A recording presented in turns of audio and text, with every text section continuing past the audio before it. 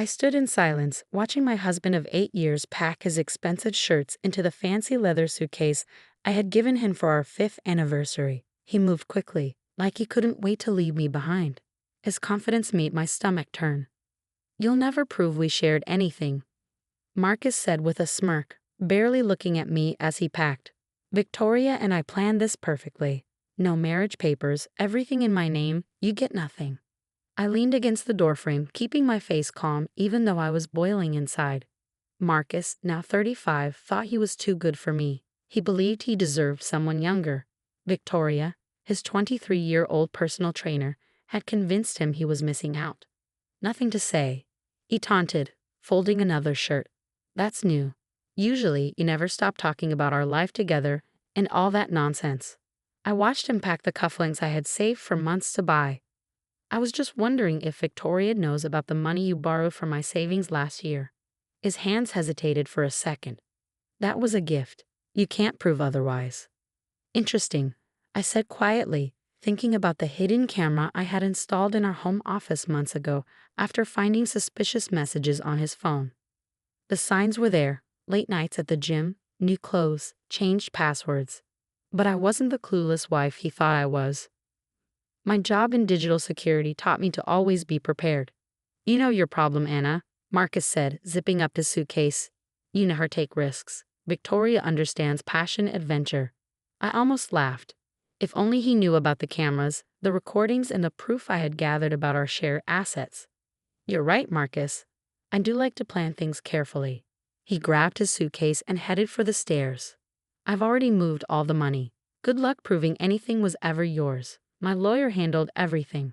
I followed him downstairs, staying calm. "Your lawyer? You mean Jeffrey? The one who helped you set up that offshore account last month?" He stopped, turning slowly. "How do you know about that?" I picked up the TV remote. "Want to watch something interesting before you go? It'll be educational." "I don't have time for your games," he snapped, but I heard the nervousness in his voice. "This won't take long," I said, pressing play. His voice filled the room from the hidden camera recording. "I need all traces of joint ownership erased. Anna can't know. Once the transfers are done, I'll move in with Victoria, and there won't be any proof of where the money came from." "Turn that off," Marcus demanded, his confidence fading. "But there's more," I said, my voice steady. "Like your talk with Victoria about using my inheritance for her beach house. Or maybe you'd rather watch yourself forging my signature." His suitcase fell to the floor. You were spying on me?" "Spying? No, just protecting myself," I said. "Something you taught me with all your planning." He ran a hand through his hair, panic in his eyes. "You can't use those recordings. It's illegal." I smiled, remembering my talk with my own lawyer. "In our state, I can record anything in my home if I suspect fraud." His voice was weak. "What do you want?" "Right now, I want you to leave. Go to Victoria, start your exciting new life. But know this, I have copies of everything. My lawyer has them too." "You're bluffing," he whispered, but I could hear the fear in his voice. I turned off the TV and walked toward the kitchen. "Your flight to Cancun leaves in 2 hours, right? You better hurry. Victoria hates waiting, almost as much as she hates broke men." His footsteps faltered behind me. I smiled. Marcus thought he had the perfect escape plan, but he was about to learn that the quiet ones, the careful planners, are the ones to watch out for. "This isn't over," he called, trying to sound tough. "You're right," I whispered as the front door slammed shut. "It's just beginning." 3 days after Marcus left, I knew my plan was working. I was watching security footage in my home office when my phone buzzed with his name. "The bank froze my accounts," he snapped. "What did you do?" I sipped my coffee, enjoying the expensive blend he used to complain about. "I didn't do anything, Marcus, but the bank's fraud department seems very interested in those fake documents you submitted." "You vindictive." "Careful," I cut him off. "Everything's still being recorded. Do you want to add threats to the evidence?" Silence. I imagined him standing in Victoria's fancy apartment, probably wearing the silk robe he bought last month with our joint credit card. His tone softened, slipping into his usual salesman voice. "We can work this out. I was emotional, made mistakes.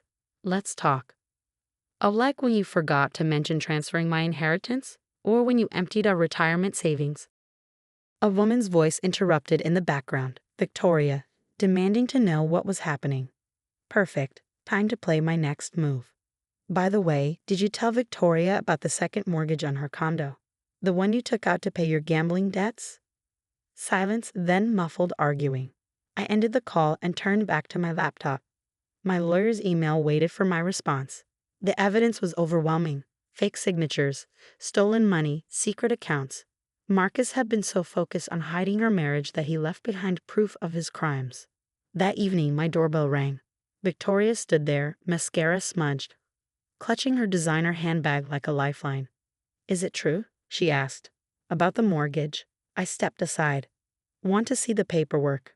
She followed me to the kitchen, her heels clicking on the expensive floors Marcus insisted we import from Italy. I laid out the documents.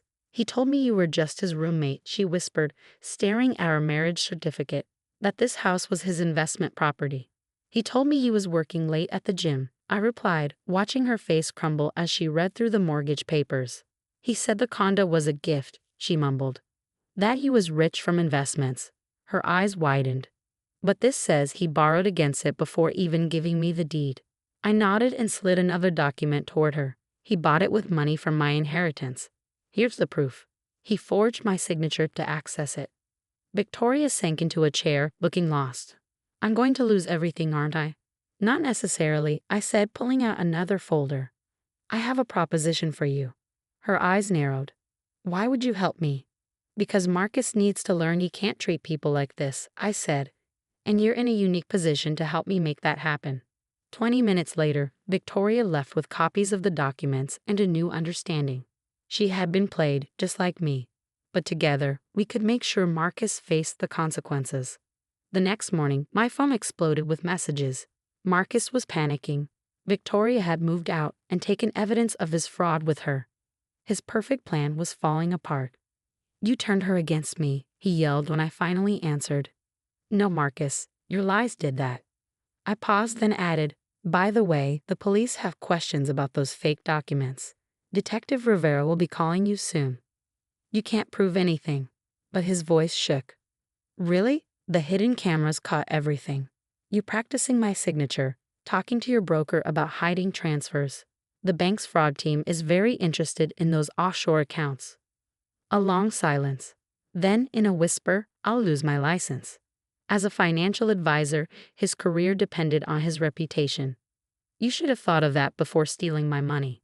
A notification popped up on my laptop, an email from Detective Rivera confirming our meeting. Everything was falling into place. "What do you want?" Marcus asked, his arrogance finally replaced by desperation. "Name your price." I looked around my house now. The expensive artwork, the luxury car, the things he insisted we needed. None of it had made us happy. "I want you to understand something, Marcus," I said. "You didn't just try to steal my money. You tried to take my security, my future. But you forgot one thing. I'm not just your wife. I'm a woman who protects people from scams like yours for a living." He started to speak, but I kept going. "The evidence is already with the authorities. Your accounts will stay frozen during the investigation. And as for Victoria's condo, well, she's very eager to cooperate." Something shattered on his end of the line, followed by angry cursing. "Oh, and Marcus," I added, "your mother called. You know that retirement account you claimed was yours? She helped set it up as a joint account after our wedding. She's already given a detailed statement to investigators." The call ended with his frustrated scream. I leaned back in my chair, a small smile forming. Marcus thought he had the perfect escape plan. But he forgot the most important rule: never underestimate me. 2 weeks after Marcus's life started falling apart, I sat in my living room across from Detective Rivera. He was reviewing the last pieces of evidence on my laptop. "Mrs. Walker," he said, looking up, "these recordings are incredible. Your husband never suspected anything." I shook my head and poured us both some coffee. Marcus always underestimated me. He thought being a cybersecurity specialist just meant fixing computers. The detective chuckled as he took his cup. "Big mistake. The district attorney is very interested in this case. Financial fraud, forgery, wire transfer fraud. He's facing serious charges." Just then, my phone buzzed with a text from Victoria. He's here at my place, begging for money. Should I start recording like we planned? I smiled and showed the detective. He nodded. Your teamwork with Ms. Carter has been invaluable. Ready to finish this? I sent Victoria a quick yes and sat back to wait. Within an hour, we had Marcus on video pressuring Victoria for money and admitting to his crimes. The next morning, I was making breakfast when the doorbell rang. I opened it to find Marcus standing there. He looked terrible, unshaven, wearing wrinkled clothes, nothing like his usual polished self. Anna, please, he said, his voice rough. I've lost everything. The firm suspended me, my accounts are frozen, even my credit cards don't work. I looked at him calmly. Sounds like consequences. I'll do anything, he begged. I'll sign whatever you want. Just make this go away. Come in, I said, stepping aside. There's something you should see. I led him to the living room. Our wedding photos still hung on the wall, the one with the hidden camera behind it that had recorded so many of his lies. Remember what you told Victoria in this room last month? I asked, picking up my tablet. Anna's too stupid to understand finance. She'll never figure out where the money went. His face turned pale as I played the recording. You didn't just hide cameras, he whispered. You planned this. No, Marcus, you planned this. I just made sure there was proof. I set the tablet down. Every fake signature, every call about hiding money, every sneaky meeting with your lawyer, it's all recorded. He dropped onto the couch, burying his face in his hands. What happens now? Now, you deal with the consequences of your choices. The DA will offer you a plea deal soon. I walked to the door and held it open. I suggest you get a good lawyer. He stood up, desperation in his voice. But what about us? 8 years of marriage. Should have meant something, I said. But you chose lies, Victoria, and a failed escape plan instead. After he left, I opened my laptop. An email from Victoria waited. Meeting with the prosecutor tomorrow. Thank you for helping me see the truth. I leaned back, thinking about how much had changed in just a month. I had always been strong, but now I had something more. Confidence, peace, and the satisfaction of knowing I had outsmarted the man who thought he could ruin me. A week later, my lawyer called. Marcus took the plea deal. No jail time, but he has to pay back everything he stole. He's also lost his financial advisor's license and has a fraud charge on his record. And the divorce? I asked. You keep the house. Your inheritance is restored. He has to pay back every cent from the joint accounts. That night, I invited Victoria, Detective Rivera, and my lawyer over for dinner. We raised our glasses. To justice, Victoria said, looking wiser than before. To karma, added Detective Rivera. To hidden cameras, my lawyer joked. To new beginnings, I said, feeling lighter than I had in years. Later, when I was finally alone in my house, I took down the wedding photo and removed the hidden camera. Marcus had thought he was making a perfect escape. He never realized that sometimes the quiet ones are the most dangerous. My phone buzzed with one last message from Marcus. I'm sorry. I never deserved you. I didn't reply. Instead, I opened my laptop and started writing a book. Digital Defense.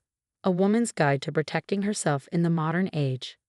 Marcus had tried to leave me with nothing, but instead he gave me something priceless, the knowledge that I was stronger and smarter than even I had realized.